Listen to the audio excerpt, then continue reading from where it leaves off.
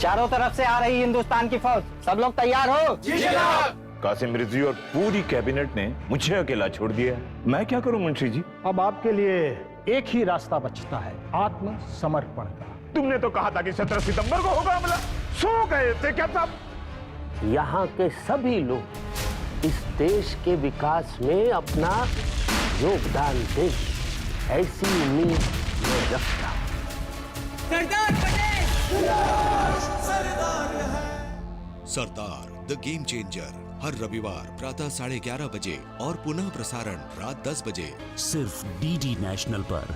देश का पहला चैनल, देश का अपना चैनल। ये मनुष्य मेरे प्रभु कैसे हो सकते हैं? पक्षीराज गरुड़ राम कथा में ही आपकी शंका का समाधान है। तो चलिए, जब अयोध्या में राजा दशरथ का राज था। काकभूषुंडी रामायण सोमवार से गुरुवार शाम 7:30 बजे, रात 10 बजे पुनः प्रसारण सुबह 9:30 बजे डीडी नेशनल पर।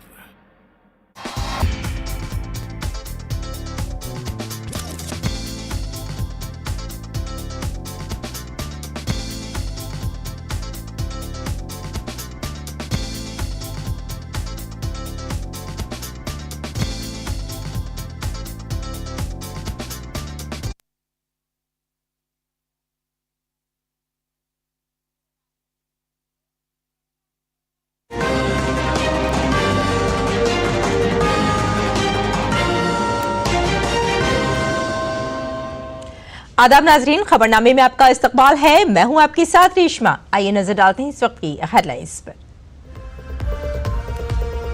वजीर आजम नरेंद्र मोदी अपने दौरे के आखिरी दिन आज गयाना की पार्लियामेंट से करेंगे खिताब। वजीर आजम भारतीय बिरादरी से भी करेंगे मुलाकात।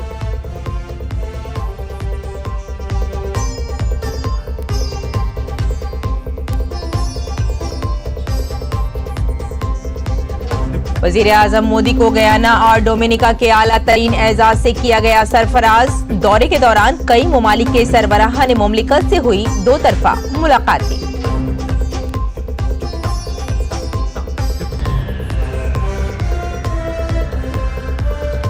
पीएम मोदी की कैरिकॉम के साथ मजबूत ताल्लुकात के लिए 7 तजावीज। भारत कैरिकॉम सरबराह कॉन्फ्रेंस में मुख्तलिफ शोबों में ताल्लुकात को मजबूत बनाने पर गौर व खौज।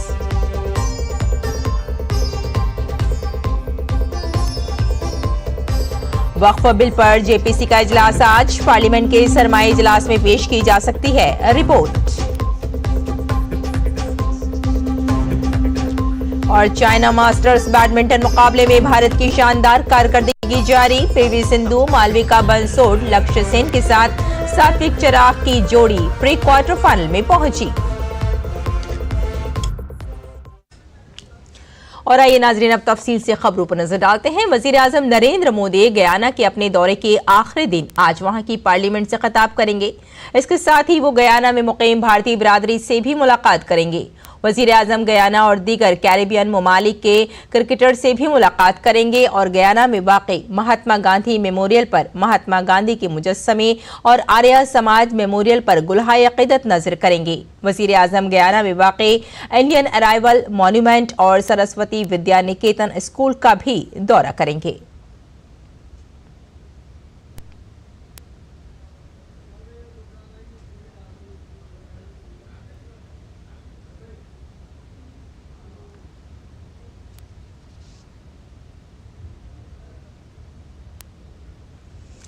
गयाना में वजीर आजम नरेंद्र मोदी को डोमिनिका ने अपने सबसे बड़े कौमी एजाज डोमिनिका अवार्ड ऑफ ऑनर से नवाजा। ये अवार्ड वजीर आजम मोदी की सिफारतकारी और कोविड वबा के दौरान ताउन के साथ साथ भारत डोमिनिका ताल्लुकात को मजीद मजबूत बनाने के उनके अज़्म के एतराफ में दिया गया है। वजीर आजम ने यह एजाज 140 करोड़ भारतीयों के नाम वक्फ किया। उन्होंने कहा कि इत्मीनान की बात है कि डोमिनिका को कोविड जैसी वबा के दौरान मदद मिली। ये सम्मान केवल मेरा नहीं है, बल्कि भारत के 140 करोड़ लोगों का, उनके पुरुषार्थ का, उनके संस्कार का, उनकी परंपरा का यह सम्मान है। यह गहरे संतोष का विषय रहा है कि हम कोविड जैसी आपदा के समय डोमिनिका के लोगों की सहायता कर सके। गयाना में वजीर आजम को आला तरीन एजाज से नवाजे जाने के बाद सकाफती प्रोग्राम का भी इनाकाद किया गया।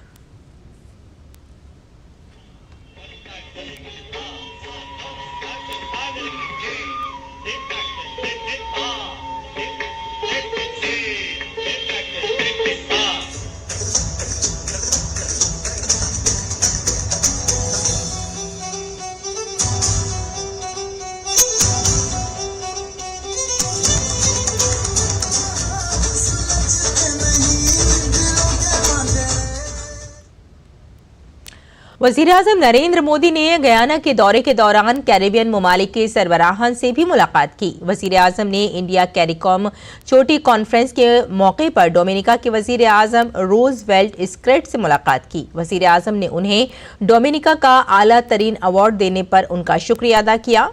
साथ ही मौसमियाती तब्दीली, सेहत की देखभाल, सलाहियत साजी और अवाम के दरमियान ताल्लुकात को गहरा करने जैसे शोबों में ताउन के मौके पर भी तबादला ख्याल किया गया। इसके अलावा उन्होंने अक़वाम मुत्तहिदा में ताउन में इजाफे पर भी बात की। भारत कैरिकॉम चोटी कॉन्फ्रेंस के मौके पर पीएम मोदी ने सेंट लूसिया के वजीर आजम फिलिप जैपियर से मुलाकात की।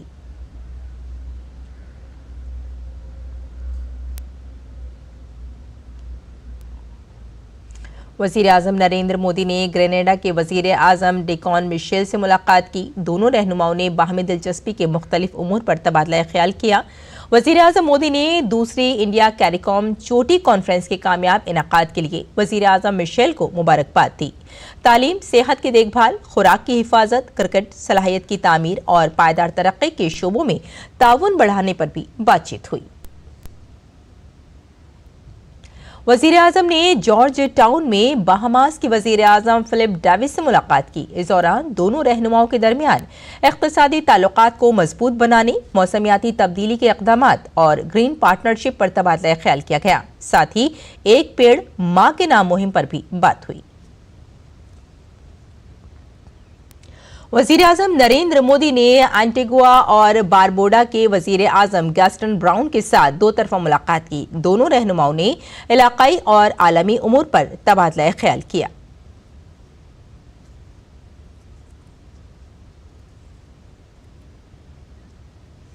वजीर आजम मोदी ने बारबाडोस के वजीर आजम म्यामोटली से मुलाकात की। दोनों रहनुमाओं के दरमियान बाहमी दिलचस्पी के मुख्तलिफ उमूर पर तबादला ख्याल किया गया। मीटिंग के दौरान बारबाडोस के वजीर आजम ने वजीर आजम मोदी को honorary order of freedom of Barbados award से नवाजने के फैसले का ऐलान किया। यह अवार्ड कोविड-19 की वबा के दौरान बारबाडोस की मदद के लिए की गई कोशिशों और भारत बारबाडोस रिश्तों के तय वजीर आजम के अज़्म का है। यह अवार्ड इस साल 30 नवंबर को बारबाडोस में दिया जाएगा। वजीर आजम नरेंद्र मोदी ने त्रिनिदाद एंड टोबागो के वजीर आजम डॉक्टर कैथ क्रिस्टो फ्लोरेली के साथ दो तरफा मीटिंग की। दोनों ममालिक के दरमियान फूड प्रोसेसिंग के बारे में मुफाहिमतनामे का भी तबादला हुआ। वजीर आजम मोदी ने त्रिनिदाद और टोबागो के वजीर आजम को भारत के फ्लैगशिप UPI प्लेटफॉर्म को अपनाने पर मुबारकबाद दी। दोनों रहनुमाओं ने डिजिटल तब्दीली, सेहत, दिफा और मैरीटाइम सिक्योरिटी, ट्रांसपोर्ट और सकाफती तबादले के शोबों में ताल्लुकात को मजबूत बनाने के इक़दामात पर तबादला ख्याल किया। वजीर आजम नरेंद्र मोदी ने सूरीनाम के सदर चंद्रिका प्रसाद संतोखी से मुलाकात की। इस दौरान दोनों ममालिक के दरमियान शराकतदारी पर पेशरफ्त का जायजा लिया गया और दोनों रहनुमाओं ने इक़्तिसादी ताउन को मजबूत बनाने की अहमियत पर जोर दिया। वजीर आजम नरेंद्र मोदी ने कहा है कि भारत हमेशा कैरिकॉम के रुकन ममालिक के साथ खड़ा रहा है। कोविड हो या कुदरती आफत, सलाहियत की तामीर हो या तरक्की के मसाइल, भारत एक काबिल एतमाद पार्टनर के तौर पर आगे बढ़ा है। पीएम मोदी ने कहा कि ये सरबराह कॉन्फ्रेंस 5 साल बाद मुनक्किद हो रही है और दुनिया ने इन 5 सालों में बहुत सी तब्दीलियां देखी हैं। इस अरसे में इंसानियत को बहुत सी बड़ी मुश्किलात का सामना करना पड़ा है, जिसने ग्लोबल साउथ के ममालिक को बुरी तरह मुतासिर किया है। वजीर आजम ने कहा कि भारत ने हमेशा कैरिकॉम के साथ मिलकर इन चैलेंजों का मुकाबला करने की कोशिश की है। हिंदुस्तानी अवाम की तरफ से पीएम मोदी ने कैरिबियन खित्ते में समुद्री तूफान बेरिल के दौरान होने वाले नुकसान पर गम का इजहार किया। वजीर आजम मोदी ने कहा कि हिंदुस्तान स्कॉलरशिप, तरबियत और तकनीकी मदद के जरिए कैरिकॉम ममालिक की सलाहियत साजी में ताउन कर रहा है। उन्होंने अगले 5 सालों के लिए भारत की तरफ से पेश करदा हाईटेक स्कॉलरशिप्स में 1000 स्लॉट के इजाफे की तजवीज पेश की। वजीर आजम नरेंद्र मोदी ने क्रिकेट को भारत और कैरिबियन ममालिक के दरमियान ताल्लुकात की एक अहम कड़ी करार दिया। वजीर आजम ने भारत में हर कैरिकॉम मुल्क से 11 खवातीन नौजवान क्रिकेटर्स को तरबियत देने की तजवीज पेश की। क्रिकेट हमारे देशों के बीच एक बहुत बड़ा और महत्वपूर्ण कनेक्टिंग लिंक है। इस वर्ष आपके यहां हुए T20 वर्ल्ड कप से भारतीय क्रिकेट फैंस का कैरिबियन की ओर आकर्षण और भी बढ़ा है। और यह मैं सिर्फ इसलिए नहीं कह रहा हूं क्योंकि भारत ने यह विश्व कप जीता था। मेरा प्रस्ताव है कि क्रिकेट संबंधों के साथ साथ महिला सशक्तिकरण को बढ़ावा देने के लिए हम कैरिकॉम के हर देश से 11 युवा महिला क्रिकेटर्स की भारत में ट्रेनिंग कर सकते हैं। इंडिया कैरिकॉम समिट के दौरान पीएम मोदी ने कहा कि ज़राअत के शोबे में drone, digital farming, farm mechanisation और मिट्टी की जांच जैसी टेक्नोलॉजीज ने भारत में ज़राअत का चेहरा बदल दिया है। वजीर आजम ने कहा कि नैनो खाद के साथ कुदरती काश्तकारी पर भी जोर दिया जा रहा है। एक ही वक्त में माहौलियाती चैलेंजेस हम सब के लिए तरजीह का मामला है। पीएम ने कहा कि कैरिबियन ममालिक की सेहत की हिफाजत भारत के लिए एक आला तरजीह रही है। कैरिकॉम देशों की स्वास्थ्य सुरक्षा भारत के लिए उच्च प्राथमिकता का विषय रहा है। भारत में सामान्य मानवी को quality and affordable health care प्रदान करने के लिए जन औषधि केंद्र खोले हैं।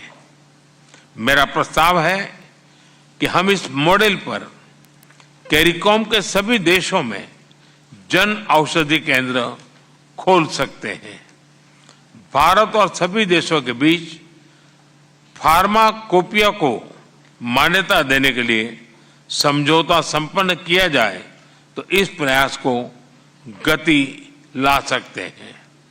हम कैरिकॉम देशों में ड्रग टेस्टिंग लैब बनाने पर भी विचार कर सकते हैं। कैरिकॉम देशों में कैंसर और दूसरे नॉन कम्युनिकेबल डिसीज एक बहुत बड़ी चुनौती है। इसे लड़ने के लिए हम भारत में बनी कैंसर थेरेपी मशीन सिद्धार्थ 2 उपलब्ध कराएंगे। रिमोट लोकेशंस पर लोगों के सुगम और ऑन द स्पॉट इलाज के लिए हमने भारत में भीष्म मोबाइल हॉस्पिटल बनाए हैं। इन्हें कुछ मिनटों में ही सेटअप किया जा सकता है और बिना समय गंवाए सभी प्रकार के ट्रॉमा का इलाज किया जा सकता है। हमें यह मोबाइल हॉस्पिटल्स कैरिकॉम के मित्रों को उपलब्ध कराने में खुशी होगी। आइए आगे बढ़ते हैं, कुछ और खबरों पर नजर डालते हैं। वक्फ तरमीमी बिल 2024 पर मुश्तरका पार्लिमानी कमेटी की मीटिंग आज दिल्ली में होगी। जेपीसी की चेयरमैन जगदम्बिका पाल के मुताबिक इजलास के बाद सरमाई इजलास में रिपोर्ट पेश की जाएगी। कमेटी ने 9 से 14 नवंबर तक गुवाहाटी, भुवनेश्वर, कोलकाता, पटना और लखनऊ का दौरा किया, जो वक्फ तरमीमी बिल 2024 की तहकीकात का एक हिस्सा था। ये दौरा कमेटी के अराकीन को मुजवजा बिल का जायजा लेने में मदद करने के लिए था।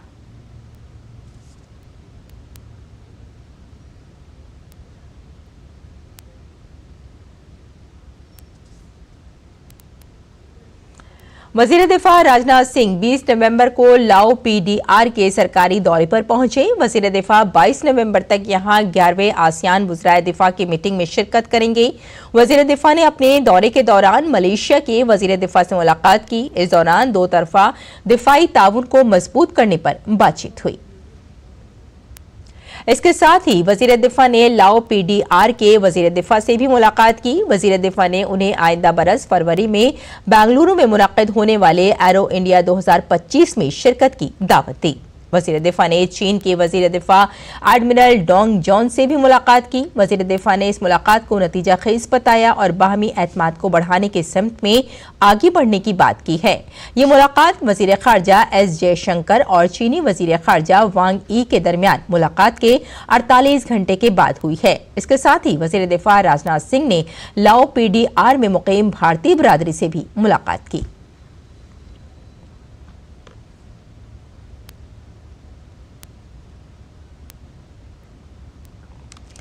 और महाराष्ट्र में असेंबली इंतखाबात के लिए वोटिंग बुध की शाम को खत्म हो गई। 288 सीटों पर किस्मत आजमाने वाले तमाम उम्मीदवारों की किस्मत अब ईवीएम में बंद हो गई है। असेंबली इंतखाबात में वोटरों में जबरदस्त जोश व खरोश देखा गया और लोगों की बड़ी तादाद ने अपने हक रायदेही का इस्तेमाल किया। महाराष्ट्र की तमाम 288 असेंबली सीटों के लिए हुए इंतखाबात में बड़ी तादाद में लोगों ने वोट डाले। इसके साथ ही 4136 उम्मीदवारों का मुस्तकबिल ईवीएम में कैद हो गया। रियासत में 65% से ज्यादा वोटिंग हुई। महाराष्ट्र में असल मुकाबला हुक्मरान महायुति इत्तेहाद और अपोजिशन इत्तेहाद महाविकास अघाड़ी MVA के दरमियान है। अजीम इत्तेहाद बीजेपी शिवसेना जिसकी क़यादत वजीर आला एकनाथ शिंदे कर रहे हैं और नेशनलिस्ट कांग्रेस पार्टी जिसकी क़यादत नायब वजीर आला अजीत पवार कर रहे हैं, जबकि महाविकास अघाड़ी में कांग्रेस शिवसेना UBD और NCP SCP शामिल हैं। महायुति इत्तेहाद में सीटों के बारे में बात की जाए तो बीजेपी ने 149 सीटों, शिवसेना ने 81 और अजीत पवार की क़यादत वाली NCP ने 59 सीटों पर उम्मीदवार खड़े किए थे। महाविकास अघाड़ी इत्तेहाद के बारे में बात करें तो कांग्रेस ने 101 उम्मीदवार, शिवसेना UBD ने 95 और NCP SCP ने 86 उम्मीदवार खड़े किए थे। वोटों की गिनती 23 नवंबर को होगी। झारखंड असेंबली इंतखाबात भी बुध को खत्म हो गए। झारखंड में दूसरे और आखिरी मरहले में सख्त सिक्योरिटी के दरमियान 12 अजला की 38 सीटों पर वोटिंग हुई। इसमें 68.45% लोगों ने अपना वोट डाला। इससे कबल 13 नवंबर को पहले मरहले में 43 सीटों पर वोटिंग हुई, जिसमें कुल 66.65% लोगों ने हिस्सा लिया था। रियासत में वोटों की गिनती 23 नवंबर को होगी।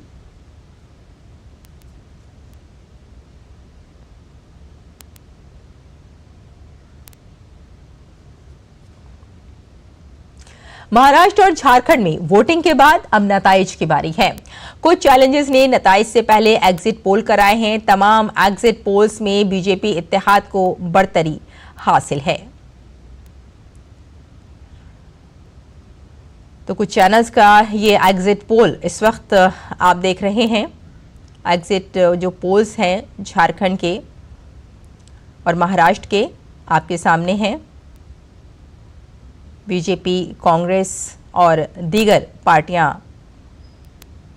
आगे बढ़ते हैं। दिल्ली हाई कोर्ट में एक्साइज पॉलिसी से मुतालिक मनी लॉन्ड्रिंग मामले में अरविंद केजरीवाल की अर्जी पर आज समाअत होगी। अरविंद केजरीवाल ने हाई कोर्ट में अर्जी दाखिल करके निचली अदालत में चल रही कार्रवाई पर रोक लगाने का मुतालबा किया है। केजरीवाल ने अपने खिलाफ दायर ईडी चार्जशीट पर नोटिस लेने के ट्रायल कोर्ट के हुक्म को हाई कोर्ट में चैलेंज किया है। केजरीवाल का कहना है कि ईडी ने उन पर मुकदमा चलाने के लिए मजाज अथॉरिटी से जरूरी मंजूरी नहीं ली थी, इसलिए ट्रायल कोर्ट का चार्जशीट का नोटिस लेने का हुक्म गलत है।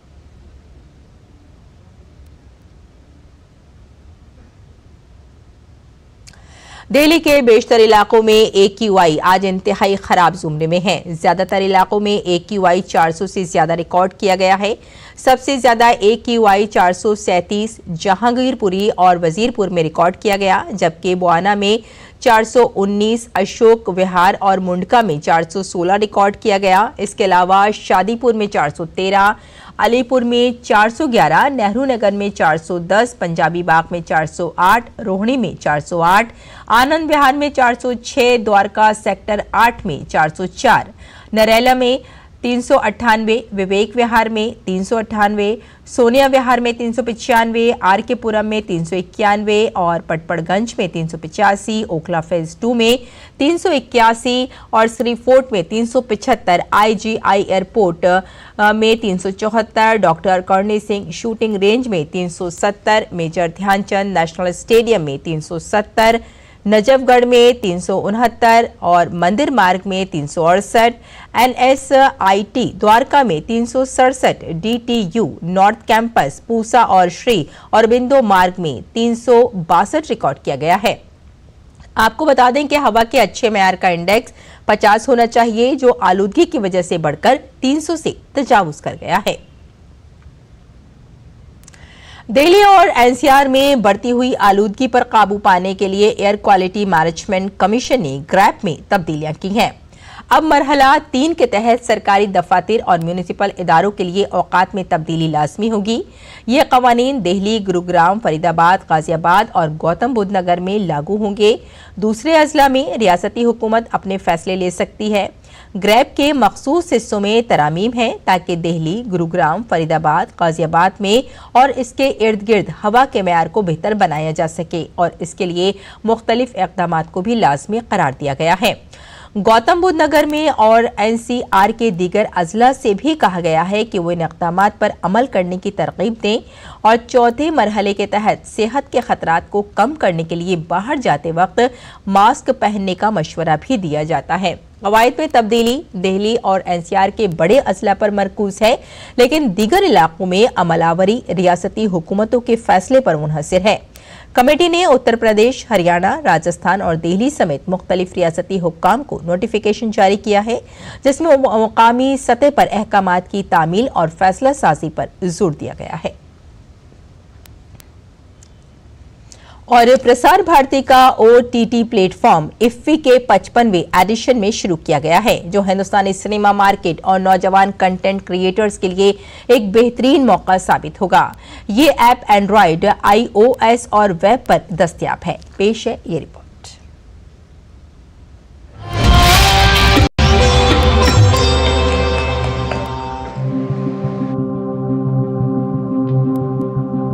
भारत की संस्कृति का दर्पण प्रसार भारती है कराता, भारत के हर रूप का दर्शन।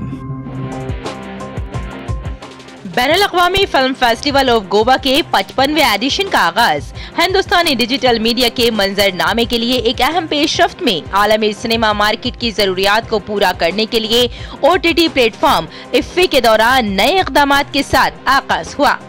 इसका बाज़ाब्ता आगाज मारूफ बैनुल-अक़वामी मेले में हुआ। पिछले 90 साल से आकाशवाणी और दूरदर्शन और फिर जब ये मिले तो प्रसार भारती भारत के लोगों को इंफॉर्मेशन, एंटरटेनमेंट, एजुकेशन सब कुछ प्रदान करते रहे हैं। ये हमारा उद्देश्य है कि हम हर उस प्लेटफॉर्म पर उपलब्ध रहें जहाँ पर कि ऑडियंसेस हैं। ऑडियंसेस जब मीडियम वेव पे थी तो वो रेडियो ब्रॉडकास्ट होते थे, FM ब्रॉडकास्ट आए, टेलीविज़न ब्रॉडकास्ट आए, कलर टेलीविज़न ब्रॉडकास्ट आए, हाई डेफिनेशन टेलीविज़न ब्रॉडकास्ट आए, इसके बाद फ्री डिश और सैटेलाइट के माध्यम से ब्रॉडकास्ट आए।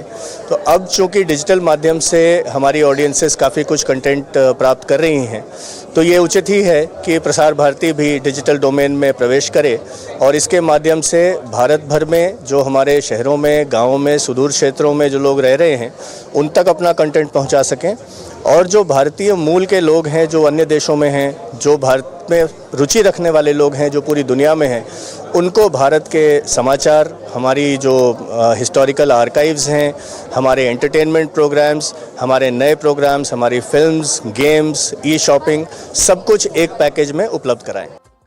प्रसार भारती का OTT प्लेटफॉर्म नाजरीन को लाइव चैनल्स, आर्काइवल फुटेज और असली प्रोग्रामिंग समेत मुतनव्वे मवाद फराहम करने के लिए तैयार है। प्रसार भारती हमेशा से एक परिवार मूलक कार्यक्रम रहा है, जिसमें हमारे सभी चैनल्स जो हैं उन्होंने ऐसे कार्यक्रम प्रसारित किए हैं जिन्हें आप अपने पूरे परिवार के साथ बैठ कर के एंजॉय कर सकते हैं। आने वाले दिनों में भी हमारे यही प्रयास रहेगा कि जो हमारी लेगेसी है, जो हमारी हिस्ट्री है, उसको हम लोग और मजबूती से नए डोमेन में भी आगे बढ़ाएं। ये प्लेटफॉर्म खानदान के मुआफिक मवाद पर भी तवज्जो मरकूज करता है, जिसका मकसद हर उम्र के सामाईन के लिए एक मुकम्मल तफरीही तजुर्बा फराहम करना है। दूरदर्शन तो हमारे खून में था, अब वेब हमारी सांसों में होगा। मतलब अच्छी बात है, इनसे सारी चीजें बहुत जगह सिनेमा पहुंचती हैं। जया सिन्हा की रिपोर्ट, डीडी न्यूज उर्दू खबरें। और नाज़रीन, आइए अब नजर डाल लेते हैं दिल्ली से शाये कुछ उर्दू अखबारात पर।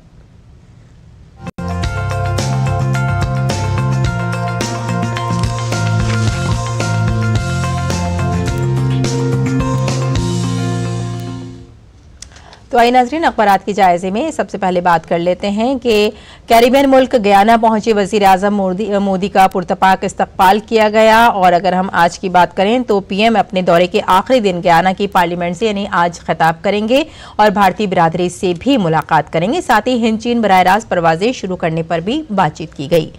और अब देख लेते हैं नाज़रीन अगली सुर्खी हमने ली है रोजनामा हमारा समाज से, और ये रोजनामा राष्ट्रीय सहारा की खबर थी, जिसमें कि हमने आपको बताया कि कैरिबियन मुल्क गयाना पर वज़ीर आज़म नरेंद्र मोदी का इस्तकबाल किया गया, शानदार। और दूसरी खबर मणिपुर की है, कर्फ्यू में 5 घंटे की नरमी की गई है, मरकज से इज्तिमाई ऑपरेशन का मुतालबा भी किया गया है। और अब देख लेते हैं नाजरीन अगली सुर्खी भी हमने रोजनामा हमारा समाज से ही ली है नाजरीन। और जैसे कि हम सभी जानते हैं कि दिल्ली का AQI बेहद इस वक्त ख़राब चल रहा है, पॉल्यूशन की चादर चारों तरफ सिमटी हुई है। और इसके बारे में भी हम बताएंगे आपको कि अखबारात ने ज़्यादातर अपने जो 6 सुर्खियां हैं उसमें दिल्ली को हाईलाइट किया है, लेकिन अगर मणिपुर की बात करें तो आपको बता दें एक बार फिर कि कर्फ्यू में 5 घंटे की वहां नरमी की गई है। और साथ में ही जो कोकी अस्करियत पसंदों के हाथों 2 मर्दों और 6 खवातीन बच्चों की हलाकत के बाद एहतिजाजी मुजाहिरों के पेश नज़र कई ऐसी जगह पर कर्फ्यू लगा दिया गया था, लेकिन अगर आपकी बात करें तो कर्फ्यू में थोड़ी ढील दे दी गई है ताकि लोगों को आसानी पैदा की जा सके। और अब देख लेते हैं नाजरीन अगली सुर्खी, हम आपको बता ही रहे थे दिल्ली की बात, और वहीं पर आपको बता दें कि तिजारती मेला इस वक्त अपने पूरे शबाब पर है। वीकेंड पर तिजारती मेले की रौनक जहां बढ़ जाती है, वहीं पर आपको ये भी बताते चलें कि तमाशाई महंगे टिकट लेकर मेले में पहुंच रहे हैं। और अब देख लेते हैं अगली सुर्खी, स्वामी विवेकानंद हवाई अड्डे से बैनुल-अक़वामी हवाई सर्विस जल्द ही शुरू की जाएगी, शहरी हवाबाजी के मरकजी वजीर का नाजरीन ये बयान है। तो नाजरीन ये था अखबारात का मुख्तसर जायजा, और आइए बुलेटिन की जानिब लौटते हैं और मौसम के मिजाज पर एक नजर डाल लेते हैं।